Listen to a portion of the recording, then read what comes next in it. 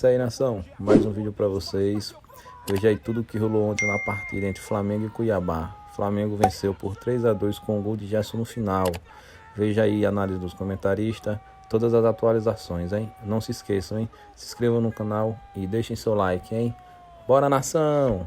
Fora, né? Lá de fora, eu gostava. Batida bonita. Cara, aí você não entende, porque no primeiro tempo era visível que o Coxa ia forçar aquela bola em cima do Felipe Luiz. Sai o pênalti assim, mas quando sai o pênalti, a gente tinha chamado a atenção na transmissão. Era a quinta tentativa do Coritiba de forçada de bola em cima do lado esquerdo. O Gerson está flutuando, não está aproximado do Felipe Luiz para preencher espaço. O Bruno Henrique não volta pelo corredor. O Arrascaeta muito menos dá apoio por aquele lado. Tem muita gente criticando o Felipe Luiz, talvez até mereça, mas ele sozinho, com o lateral baixando, ponta rápido em cima dele, ocupação de espaço em velocidade, você tem companheiro para proteger, só o Fabrício Bruno, porque é veloz, vai o tempo inteiro salvar do Felipe Luiz, não vai precisar de apoio. Não é toda hora, não. Aí depois o Gerson vem, depois toma o gol, né? E fazer o gol de pênalti logo na sequência. O Gerson dá mais apoio para o Felipe, o time se posiciona melhor.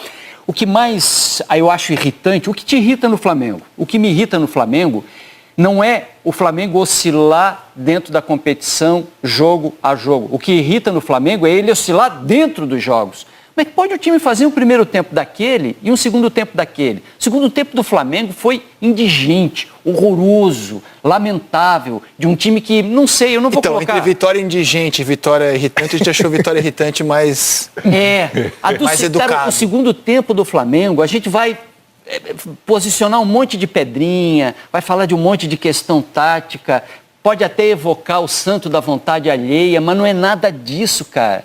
É um time perdido, com um treinador que não vê o que o campo está pedindo e com um jeito de jogar inexplicável. Inexplicável. Quer que eu explique o Flamengo? Eu vou ganhar muito dinheiro se eu conseguir, porque não tem explicação. O do segundo tempo não tem. Ô, Rizek, só um ponto importante que do Felipe Luiz, né, na coletiva ontem, perguntaram pro Sampaoli sobre a atuação do Felipe.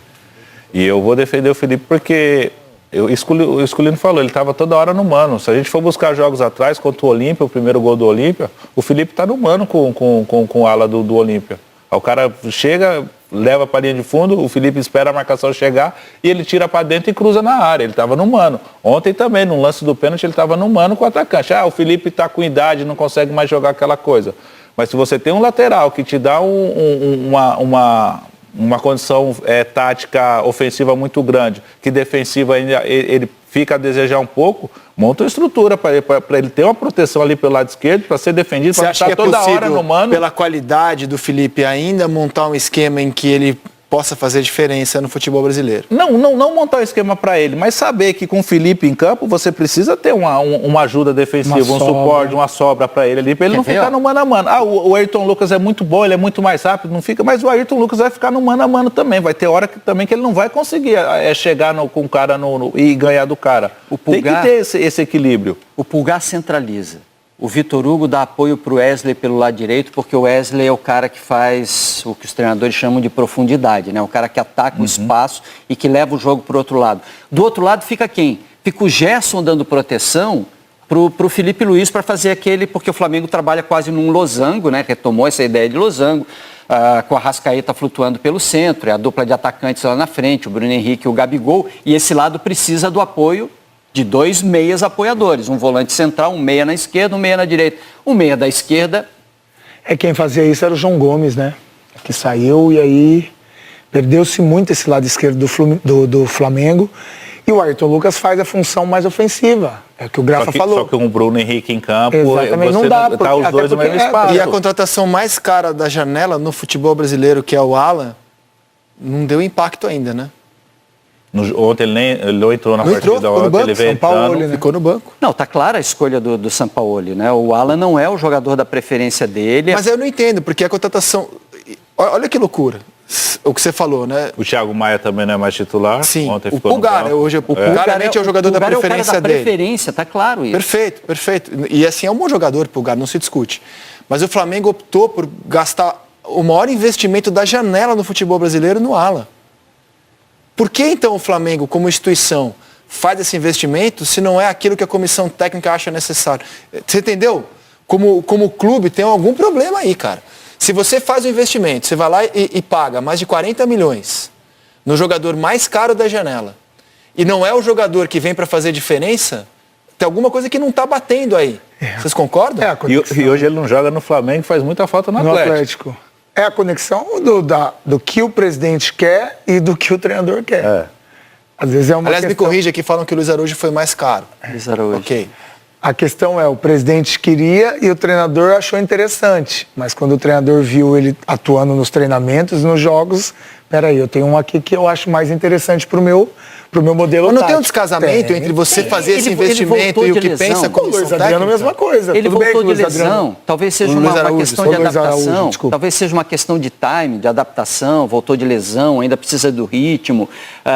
Talvez o treinador, com certeza o treinador acha que ele nesse momento não entrega ainda o que vai entregar, mas você tem toda a razão. Mas eu boto mais noutra casinha. O Flamengo hoje é inexplicável. As ideias do Sampaoli são difíceis de entender. Ele é um treinador sofisticado, rebuscado, cheio de ideias, de coisas, tal, que talvez nem o próprio time entenda. A gente não entende. Como é que o time cai tanto é que é difícil de explicar.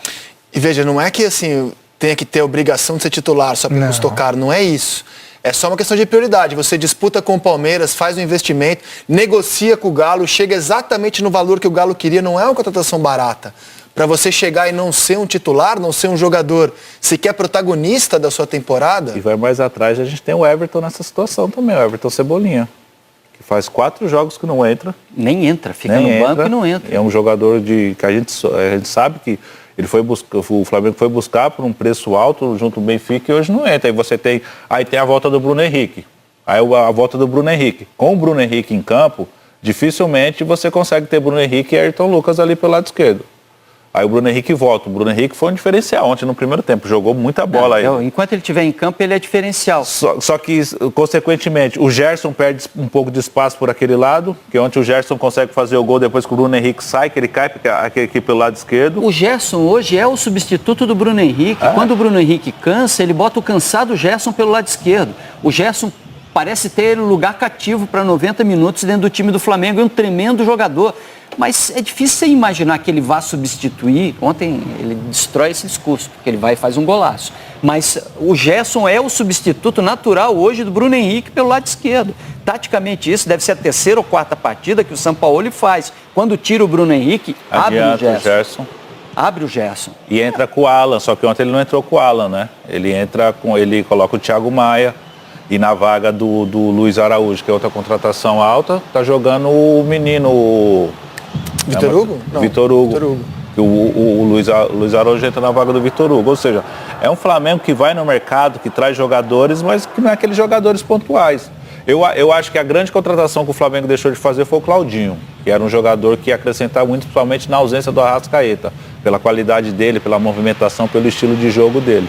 Mas ele trouxe o Alan, que não está sendo aproveitado, ele tem o Everton Cebolinha também, que é um grande jogador, que não vive um grande momento técnico também. Mas também é um jogador que está lá e não está sendo aproveitado. E o Flamengo tem muita dificuldade nisso daí. Quando o Sampaoli vai fazer as trocas, as mexidas, a equipe cai de produção. Cara, sabe que essa do Alan eu discordo um pouco de ele... causa estranhamento ele não jogar. Mas se o Pulgar está bem e o Pulgar cumpre as funções à altura do que o treinador espera, não sei se você vai colocar o Alan porque ele foi caro, porque o Alan... Não, mas não foi isso. Não. Por que contratou, então? Sim, porque a questão é a seguinte... tanto. Me parece que não há uma unidade hoje de pensamento. Está cada um pensando de um jeito. O Cebolinha veio no ano passado, né? Então, assim, ele já jogou pouco com todos os treinadores que passaram pelo clube desde a chegada dele. O Cebolinha é uma questão individual, ele não está conseguindo jogar à altura do investimento feito dele. O Flamengo traz um jogador que era de seleção brasileira no passado e não está hoje desempenhando mais como um jogador de seleção brasileira. Ok, foi feita essa aposta. O Alan, o Flamengo foi buscar um jogador que estava no Atlético Mineiro, o Galo não queria vender o Alan, o Palmeiras não conseguiu tirar o Alan de lá, só pagando muita grana, mais de 40 milhões de reais, ou seja, você fez um investimento alto no jogador. Você quer muito esse jogador. E não é um jogador-chave para a comissão técnica. É um jogador que é só mais um no elenco. Talvez o momento da contratação não fosse de um Pulgar com tanta confiança quanto tem agora, Talvez você esteja projetando um Alan para um pouco mais adiante. Eu acho o Mas Alan mesmo menor com o Thiago Maia, eu não vejo o Sampaoli olhando para o Alan e falando assim, esse aqui é o meu jogador. Como é a contratação. Não, o Pulgar, quando o Alan vem para o Flamengo e começa as negociações, o Pulgar já vem jogando com uma certa frequência e se destacando. Aí na estreia do Alan, que é na Copa do Brasil contra o Atlético, se eu não me engano, que ele vai para o banco, que o Pulgar se machuca. E mesmo quando o Pulgar se machucando, o Alan não tem uma sequência na equipe do Flamengo, não entra. Ele não tem condições de jogo, porque ele vinha de lesão também do Atlético, se eu não me engano, ele vinha de lesão. Vinha. Mas ele já está bem fisicamente, tecnicamente e não conseguiu ter essa sequência ainda. E aí nós já estamos na reta final de temporada. A janela do Flamengo, ele foi buscar um goleiro que está sendo relacionado já há 11 jogos, não entra, está bem o garoto Matheus, falhou contra o Olímpia lá, mas está bem. Foi buscar o Luiz Araújo, que é um reserva que vem entrando bastante, beleza, e o Alan, que é um jogador hoje, como vocês falaram, ontem nem saiu do banco, cara. Não, quando tem que botar alguém, bota o Thiago Maia. Exato. Quando você tem que mudar o meio-campo, você não muda a partir dele. Eu concordo. O Cebolinha também é outro jogador. Quando você precisa de um jogador de velocidade, é o Luiz Araújo. E aí abre o Gerson Que pro outro está lado. entrando bem, por sinal. Né? Mas se você comparar com nunca outras janelas, assim, por exemplo, São Paulo trouxe o Lucas. Olha a diferença que ele fez no time. Pô. O Vasco mudou o time na janela. O Inter trouxe um goleiro, já chegou jogando. O goleiro e o Ener Valencia. O Corinthians trouxe o Matias Rojas, titular. O Flamengo trouxe 3 jogadores que você ainda tem muita dúvida sobre a utilização deles nessa janela. Se você comparar com o que foi a janela de 19, o Flamengo trouxe 4 jogadores que chegaram para jogar e fizeram toda a diferença naquele ano. Felipe Luiz, Rafinha, o Gerson e o Pablo Mari. Não, os caras que estão chegando não estão tirando o lugar dos titulares. O Everton Ribeiro está saindo agora por uma questão de ideia também, de adaptação ao lado, você já tem o Arrascaeta, que é um jogador um pouco mais cadenciado, mas eu nem tiraria Everton Ribeiro. Acho que o time do Flamengo ainda é Everton Ribeiro, Bruno Henrique, Gabigol, com Arrascaeta e se vira, arruma. Então deveria ter mantido Dorival Júnior para ter aquilo que e ainda tinha o Pedro no Dorival Júnior, né? Que é algo que jamais o Sampaoli... Ontem teve uma pergunta para nós durante a transmissão sobre isso, o Dandan perguntou para a gente, não dá para botar os dois não? O Sampaoli não vai botar os dois. A gente vai mostrar como o Flamengo está perdendo o Pedro nessa comissão técnica. Perdendo o Pedro no sentido... É isso aí, nação. Mais um vídeo pra vocês, hein? Não se esqueçam, hein? Deixem seu like e se inscrevam no canal. Bora, Mengão!